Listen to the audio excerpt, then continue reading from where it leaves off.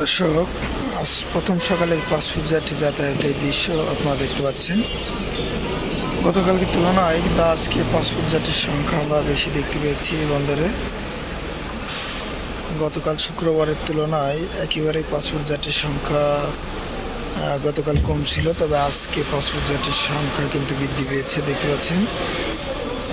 এই পাশে শ্যামল লেনার পরিবহন যাত্রী, এ পাশে গ্রিন লাইন সরাদ্দ পরিবহন এবং এদিকে লোকাল যাত্রী। অর্থাৎ আজকে গতকালকে তুলনায় অনেক বেশি পাসপোর্ট যাত্রী আজকে বেনাপোল স্থল বন্দর দিয়ে যাতায়াত করবে। ইমিগ্রেশন খোলার অপেক্ষায় কিন্তু আমরা দেখতে পাচ্ছি কিছুক্ষণের মধ্যে ইমিগ্রেশনের কার্যক্রম শুরু হবে এবং দেখছেন যে আপনারা আজকে 16ই আগস্ট পাসপোর্ট যাত্রী যাতায়াতের দৃশ্য। দর্শক, ভিডিওটিকে কোথা থেকে দেখছেন কমেন্ট করবেন, ভিডিওটি ভালো লাগলে শেয়ার করবেন।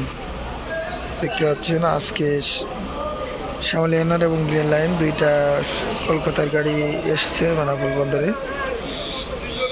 যাত্রী মোটামুটি অনেক বেশি দুই গাড়িতে এবং এদিকে লোকাল যাত্রী। এবং দেখতে পেলাম আজকে ডাবল এন্ট্রি এবং স্টুডেন্ট ভিসায় যাত্রী যাতায়াত বেশি।